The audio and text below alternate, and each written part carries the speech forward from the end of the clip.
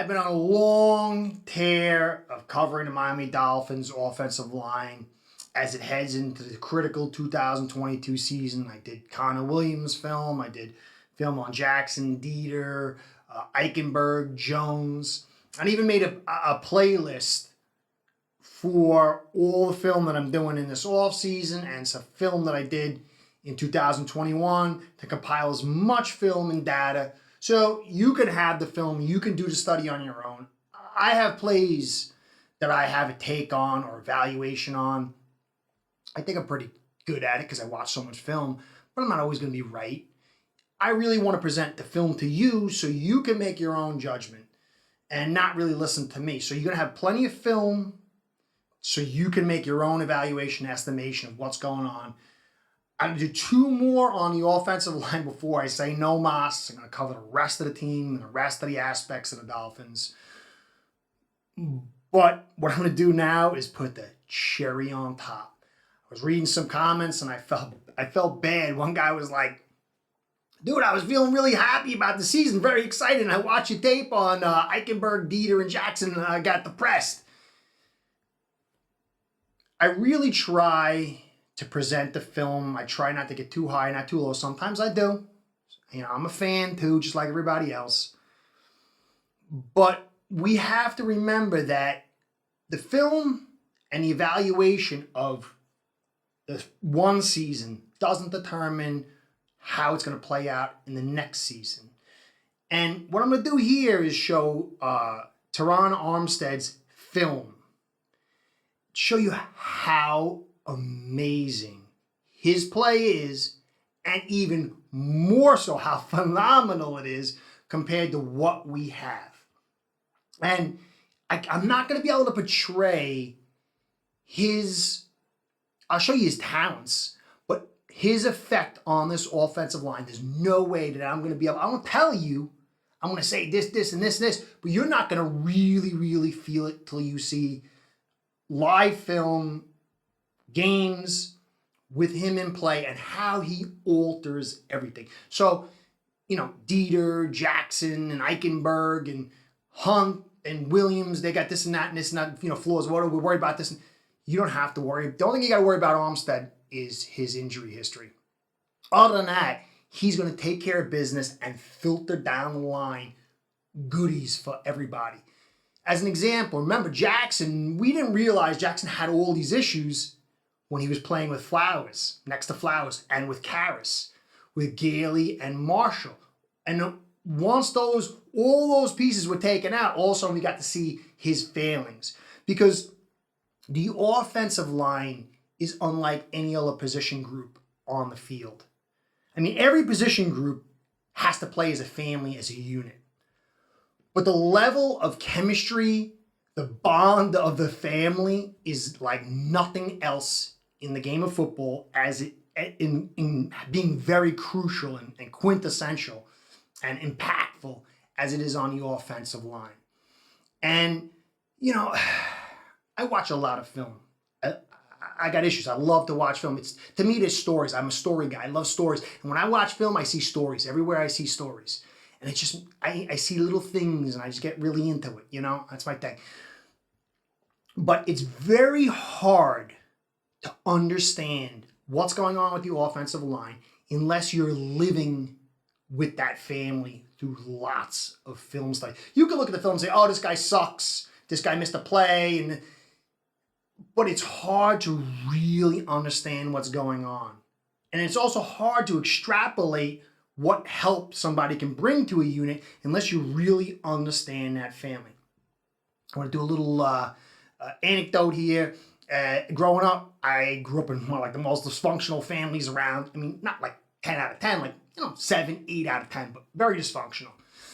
And I knew a family, it was a friend of mine, and his family was like the exact opposite. They were like the Brady Bunch. They were the Hosek family. Good friend of mine. I would go over that house. Everybody knew they were like the nicest family. They were like the Brady Bunch, like I said. And you go over the house. I would go over the house and I was like Alice in Wonderland. Like, what's going on here? These people are talking nice to each other. There's organization. Everything is not dirty. There's a mother and father in a house. They're friendly to each other. They're helping each other. What is this? And it was very easy to say, oh, they're perfect and this is just who they are. But when you spend time with them, you got to see no one's perfect. This one's a little bit of a rebellion and this and that. But what you got to see was why they were such a good family. Why when the little rebellious one would do something, the mother would give the eye and everybody would show, okay, and the one brother would be the guy who kind of helps everything, keeps everything together. And everybody, the dad would come home, everybody would say, hey, dad. It was a system. And you got to see how they were such an amazing family. But you would never really understood that unless you spent a lot of time with them. And it's the same thing with the offensive line. Armstead is going to alter things like you won't believe. As long as he's healthy, sky's the limit. You'll see Waddle or Tyreek or a running back make a big play and those skills are awesome, or two is awesome. Let me tell you, everything on this offense is going to spring from Armstead's play. And I'm going to do another podcast on the offensive line, wrapping it all up, doing my best to portray what impact he'll have after the draft so I can see what the final pieces are. But still not going to really hit you until you see him on the field with this unit.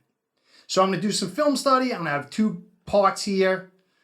Go to the first part, and I'll say my little spiel, and then I'll go over the second part. I kind of stop the first part on this amazing play of his. I get really excited. I'm going to get excited when I look at it again.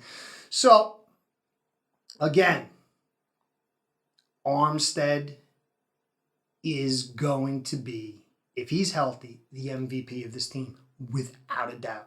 If this team goes anywhere, it will be Armstead. Now, I saw a video of him where he said, being an offensive lineman, he's a real smart guy, real nice guy, very personable, which makes me even more excited. And he said, you offensive lineman, you do your dirty work and you really don't get much accolades. Mr. Armstead, I promise to pour as much accolades as I can on your play because I know you are the most critical piece to this puzzle. So offensive line is my thing, next to the running back and then linebacker. Those are my 3 favorite positions.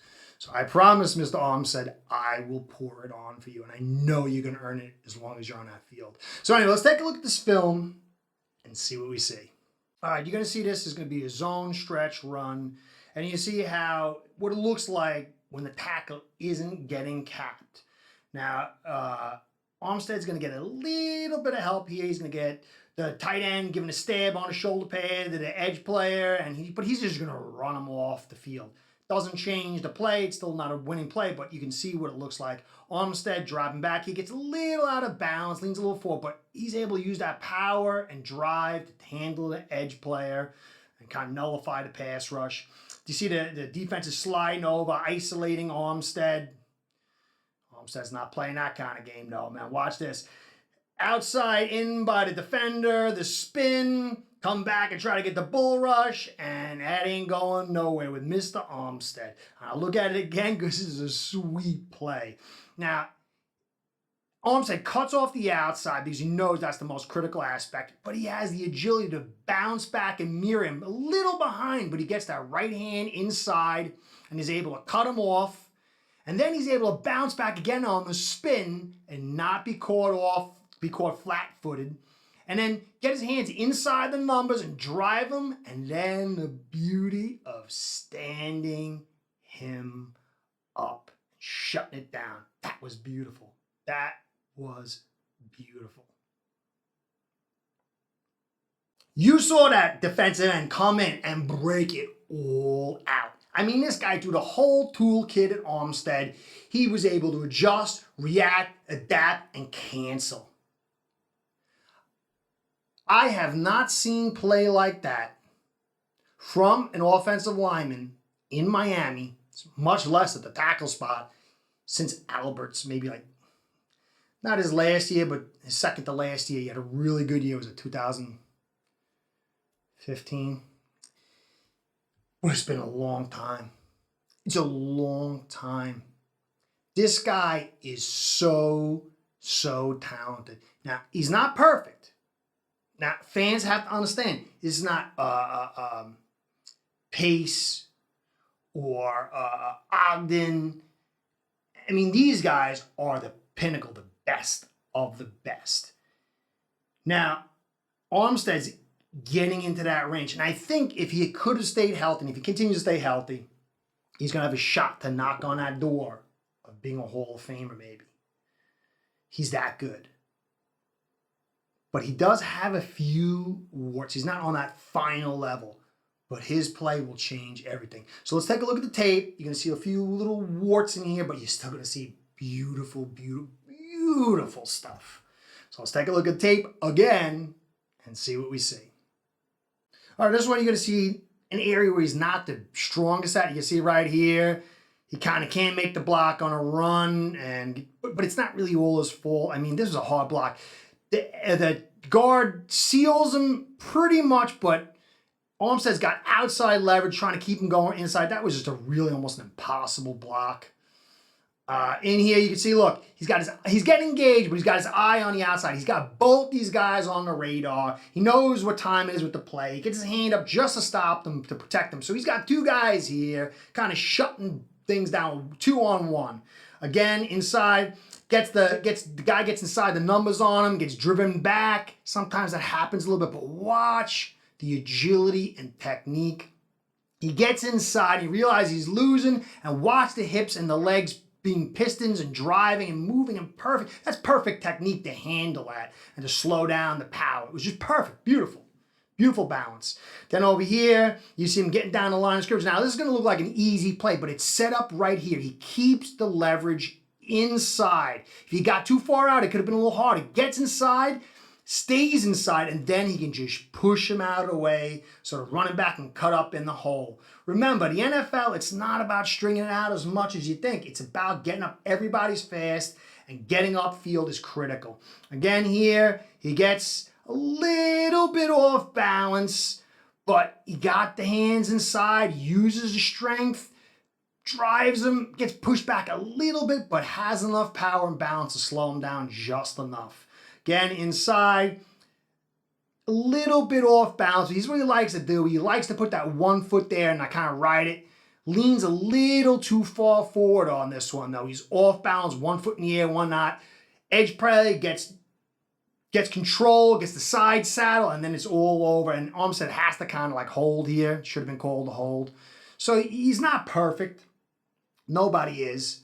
And so occasionally you'll see a little bit of this, but nothing to even like note. Again, over here, zone stretch, and just uses the guy's balance against him. He starts tipping him and then just dumps him and then races him out of play, just like takes him totally out of play. And, you know, this is the beauty of a tackle not getting capped. Again, the pass rush here inside, you see that one-legged stab where he likes to balance, but everything's nice and vertical. He's kind of holding his balance. Not many guys do this. He gets the swat, and a lot of guys have been on their side, but his balance, his footwork is special. He gets the hand inside and the elbow outside to create a vice. And as the guy keeps pushing it, he's patient. He's patient. He understands what the play is and how long he's got to protect for. Again, you see that balance he's got right there. Not many guys do this, as I said. Just really good balance. Gets the kick down and tacks with his hands when the defender's off balance. He's so calm and cool. Throws him off, and then he's patient enough to understand, hey, all I got to do is give him that little shove at the end. Doesn't lose control, doesn't hold, doesn't pull, and keeps the protection. Gets down. This is a good play. It takes a little bit to like see all the stuff that's going on, so I'm going to go do it again. But this was a really, really nice play. He's just very cognizant. He plays in those small seconds. He's just really very talented. So he's coming down the line of scrimmage right here. The hand He swats that hand down. He's totally calm. He's got great hand play. Now he's ahead of the guy, and he's got to plant that foot, drive upfield while still battling with his hands. Then he gets good form, gets his shoulders parallel to the line of scrimmage, and drives this guy off and doesn't stop fighting. At the end, he gets pushed out of the way, but look at after a nice move by the back, but look at all that space created by his block alone, which turns us from a 0 to a 5-yard gain. Really, really good play, man. And again, you see that one-legged stab where he balances. I mean, it's just really hard to do. And gets his hands inside and just nullifies. Get those long arms, pretty big arms, little nimble body, little thin downstairs, but his arms are massive. Again, that one-legged stab. Gets inside and watch this. This is beautiful. Dump. All right.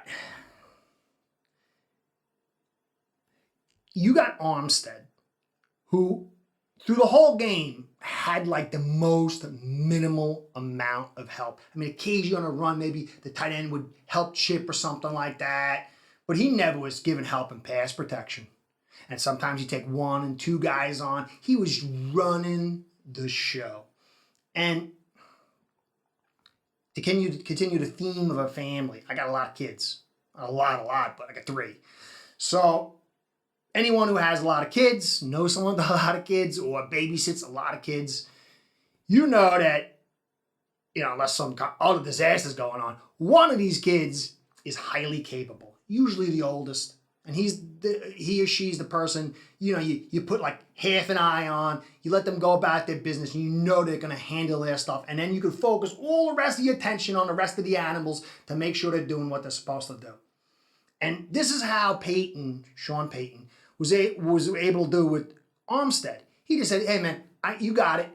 Okay, let's just turn all the scheme, play calls, protection, help, everything on the rest of these guys. You're on your own. And that freedom allows players with deficiencies to be protected and to be supported. Again, it's the difference between Jackson in 2020 and Jackson in 2021. When we had to run 12 personnel, it was to protect this offensive line, to protect the quarterback and to try to get some kind of blocking. Armstead on the field immediately means we don't need 12 personnel 62% of the time. He'll be on his own. Williams, from what I've seen from his play, you got like 75% he could block on his own. That means you got 3 other guys who you can bring support to. If there's a 4-man rush, you could bring that center to help the guard, or the guard to help the tackle. You can have the running back chip, the tight end, and you don't need that extra tight end. It means you can have 3 wide receivers on the field. It utterly changes everything. Armstead is super smart, super savvy. He's smooth. You can see the way he plays. He's got it. He understands. He's got great agility. He's got pretty good strength. He's physical. And he is going to be the lead dog to free up the rest of the offensive line. And Williams is another guy that's going to help shift that down the line. And then you got Hunt, who really might take that next step. And this offensive line, even if you get average play at tackle, you can always protect that. You couldn't do that last year. You'd have Davis with his one leg out of position on his own, never being helped, and you'd have Eichenberg and Jackson doubling the same guy and bringing a tight end or 2 to help them out. That's not the way it's going to look this year. Every bit of success we have this year is going to stem from Armstead. If he's on the field, expect very good things. Now, Tua. Listen, I did studies and showed you that his greatest deficit, when you look at the statistics, wasn't the bombs, wasn't these deep plays. His greatest weakness or liability or failing or inability was the 10 to 20 yard mark. When you got Armstead, you got Williams, and you got Hunt, and you can run the football, and you can do play action, and you got Waddle, Gesicki, and Hill to threaten, the defense will not be playing shell. The defense will not be playing pass. They're going to have to play guess. And when the defense plays guess, that means there's gaps. And when there's gaps, these gaps are going to open up in that 10 to 20 mark. We're going to hit Gesicki. You're going to hit Waddle. You're going to hit Hill. And that's going to bolster and boost to his stats and production and alter the way everything looks. But it's going to stem from this offensive line being able to run the football and getting these defenses out of their nickel, out of their shell, and saying, I have to stop the run. And Armstead is going to prevent the tackle from being capped. Williams is going to be able to handle his guy. You're going to get an improvement across the board. How much? We'll see. But it's not going to look anything like last year. And it's all going to stem from Armstead. So when you're watching a film, when you're watching the games, don't focus so much on Hill and Tua and Waddle and the skills. You can catch that stuff in the highlight reel. Put your eye sometimes or a little more on Armstead and watch it all just flow from him.